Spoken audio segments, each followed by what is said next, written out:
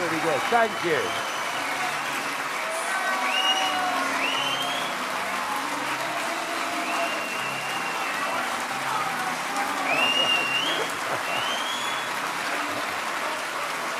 I'll just pack up now. Thank you, everybody. Thank you. Thank you so much. Good afternoon, everybody. The warmth of that reception makes me feel really quite shy and humble. Not really. Welcome to Kent. Welcome to Thanet. Welcome to one of the most Eurosceptic counties in the whole of this country. And when I hear the experts telling us that perhaps at the general election, UKIP might win 4 or 5 seats in Parliament, well, let me tell you, we are serious challengers to win 4 or 5 seats in this county alone.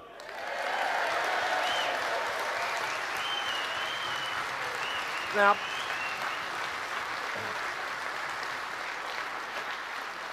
over the course of the last 6 or 7 weeks, there's been some considerable speculation as to my whereabouts, because I've not been playing quite the same game as the other party leaders, who I have to say I think are beginning to bore the great British public to death with new pronouncements every day.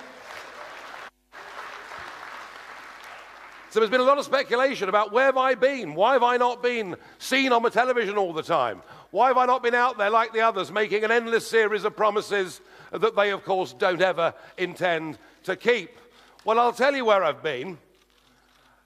And in fact, my absence from the Westminster scene has even led our opponents to spread some really quite malicious and unpleasant speculation about my health. And it's said that I'm seriously ill, and that's why I've not been seen. Well, can I, and I know this will disappoint my opponents, but can I please tell everybody now and make it clear that rumours of my demise have been greatly exaggerated.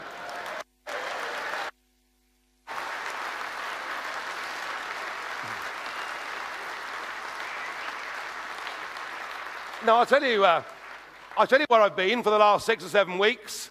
I've been here in Thanet, working with an active local branch, working with people who aren't just working with me and trying to help me get elected in this constituency and Piers Wauchope in the North Thanet constituency, but actually working with a branch that is going to fight all 56 seats on Thanet District Council with the intention of taking control of that council too. That's where I've been.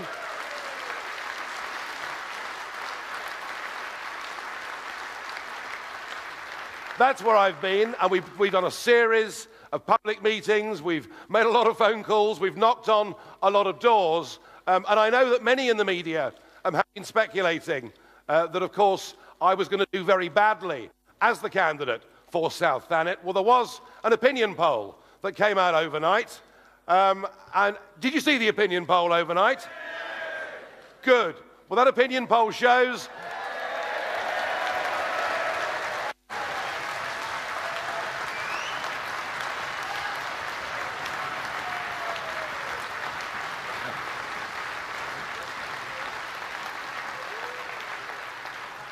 I don't know whether Tim Montgomery of the Times is here with us today, but he predicted yesterday in the Times that I would lose this constituency badly. Well, we're on our way to winning this seat.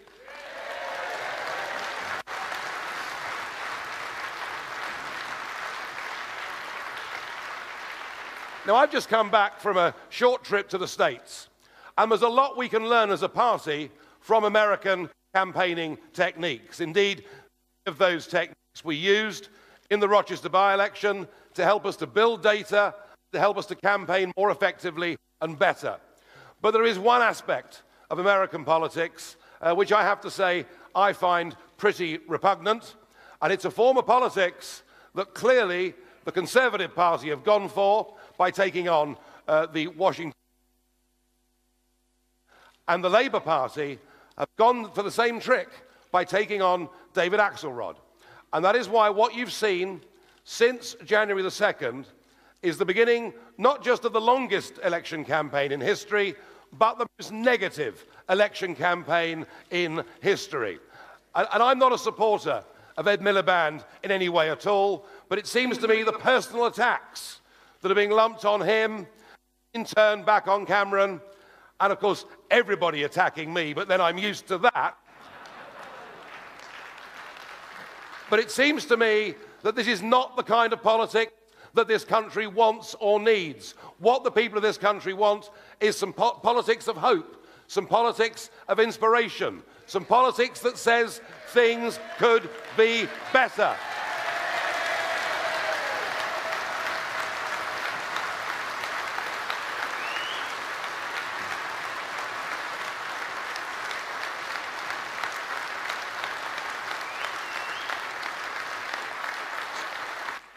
So, following on a bit from what Patrick O'Flynn just said, what we as a party have got to do when I'm attacked, when our parliamentary candidates are attacked, when our local election candidates are attacked, is frankly, folks, what we've got to do is ignore it, turn the other cheek, and get on telling the voters what we stand for. That is our job.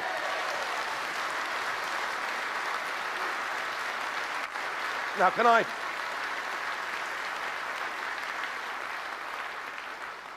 ask those in the audience that are standing as candidates for us in the general election or the local elections, would you please stand up? Applaud them, everybody. Thank you. Thank you. Thank you. My thanks to you. All of you have put your heads over the parapet. All of you will receive abuse from the neighbours, the likes of which you'd never imagined. But all of you will also find that actually out there, amongst the good, ordinary, decent men and women of this country, there is a growing level of support for the People's Army and a belief that we are the only people with the courage of our convictions to stand up against an establishment that has served this country so badly, and I salute every single one of you for having the courage to do this.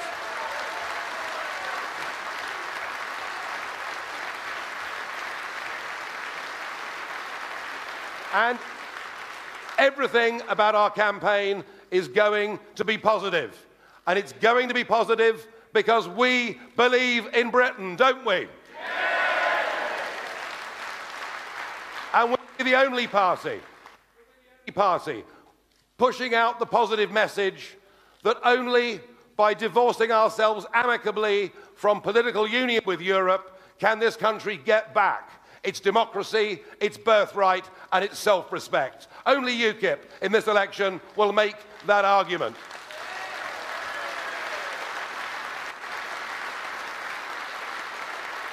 And the one issue that will go on dominating debate in this country, whether the other parties want it or not, was confirmed by the release of the immigration figures just yesterday. Do you remember that David Cameron said this government would reduce immigration into Britain to tens of thousands of people a year, and that we should judge him on his record? Well, the figures were nearly 300,000 a year. Nearly 300,000 a year. But once again, what we as UKIP have got to do is inject a positive note into this debate. We've made the arguments over the years about wage compression. We've made the arguments about the stress on the National Health Service A&E departments. We've made the arguments about the lack of primary school places. What we've now got to do is turn this round and get people to back something that is positive. Only by divorcing ourselves from the EU and by taking back control of our borders can we give the British people what overwhelmingly they would want and support, and we will campaign for this country to have an Australian point-style system to decide who should come and settle in our country.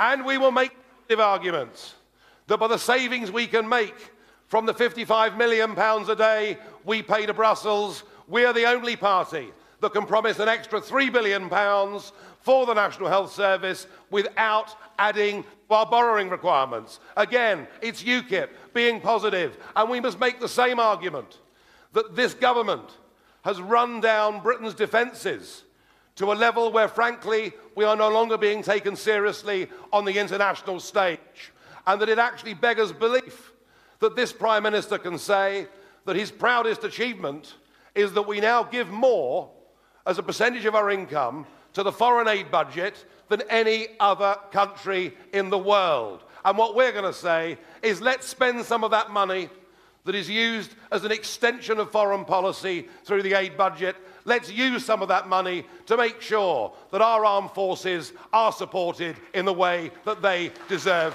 to be.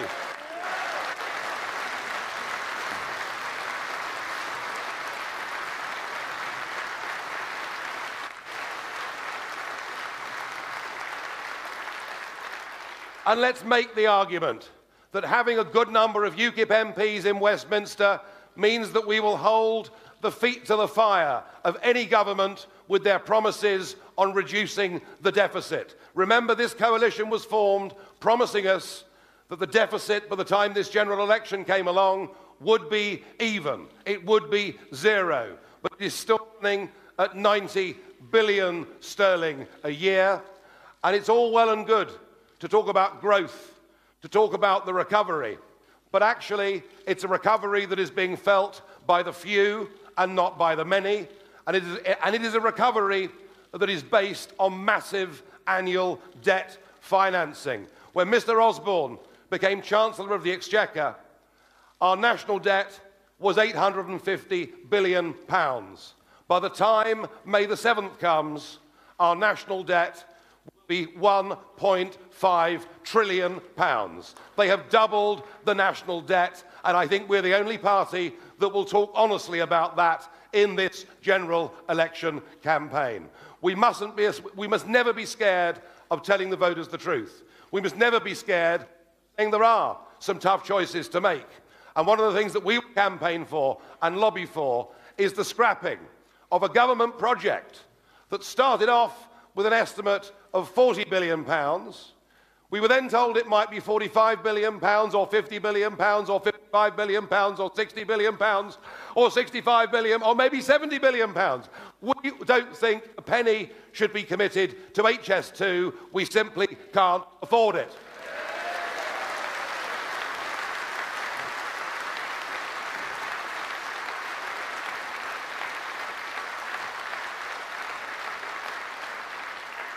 And we will campaign and do whatever we can within the next Parliament to make sure that no more taxpayers' subsidy goes to the wind energy business, which is pushing up bills for consumers and for businesses.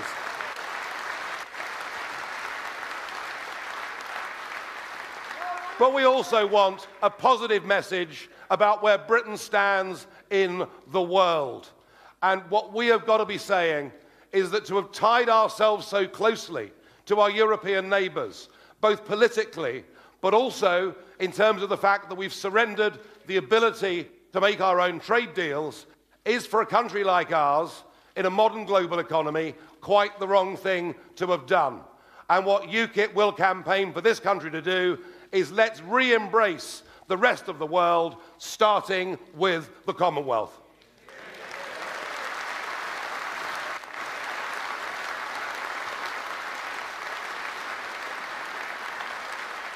We will stand in this election not just believing in Britain, but actually believing in ourselves. You know, I said to you a year ago at the Spring Conference that we would go on and win those European elections, and to the shock and horror of the establishment, we did so. We did so. We then had, I think, two of the most remarkable events that I've seen in my political lifetime, in that what Douglas Carswell and Mark Reckless did was not just to cross the floor to join a different party. We've seen lots of that over the years, haven't we?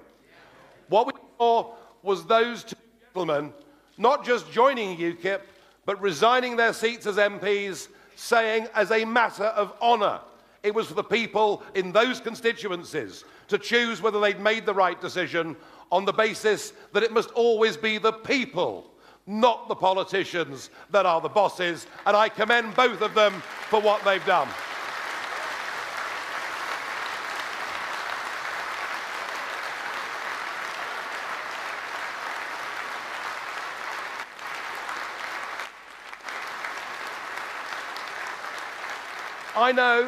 I know that the next 68 days are not going to be very easy for us.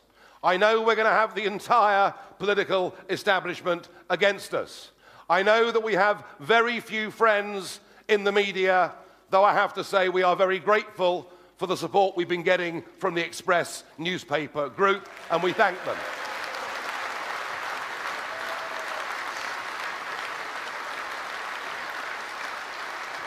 It is not going to be easy.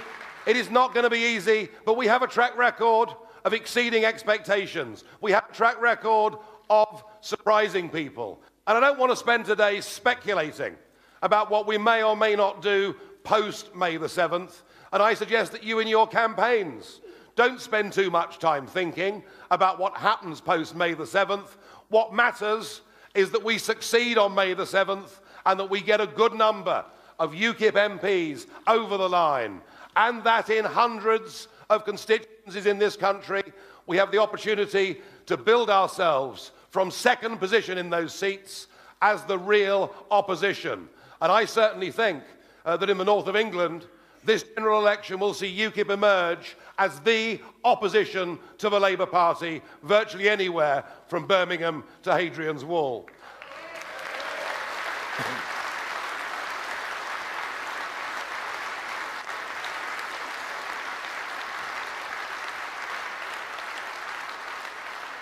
I have to tell you, I am optimistic, I am upbeat, I am bullish. We are going to exceed all expectations. We're going to win lots of seats in this general election, and I hope very much to be leading this party, not just into this general election, but into all the elections to come. In years to come, we have elections in Wales and Scotland and Northern Ireland and London, and we are genuinely now the only truly national party in British politics. We have elected representation.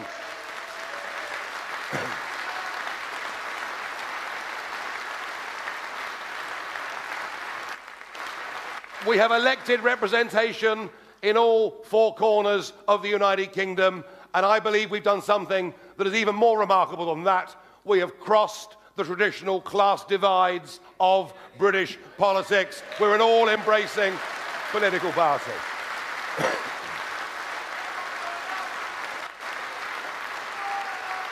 I believe in Britain. I believe in you. I believe in UKIP. I believe we're going to score a famous victory on May the 7th. Thank you very much indeed. I will now introduce Harriet. Good. Where is she? Well, Nigel Farage, heartily supported by his UKIP members there in Margate. This is the spring conference, but the message very much that they should prepare for what's going to be a tough battle ahead against the media, he said, and basically to fight on the things they believe in. Immigration, as one would expect, at the centre of his speech. Also the economy, supporting the Conservatives' plans to reduce the deficit by 2018. Nigel Farage, it appears, speaking without autocue or notes, just addressing the delegates there again now. Let's just listen into it more. Although many that come to us have never been members of a political party in their life. But I want to introduce you today to a lady who spent much of her life working on a voluntary basis for the Labour Party. She was, a couple of years ago, in fact, the highest voluntary member of the Labour Party in this country, because she chaired their National Executive Committee. She's been Labour all her life, but Harriet Yeo is here today to tell us why she's going to support UKIP. So, Harriet, please.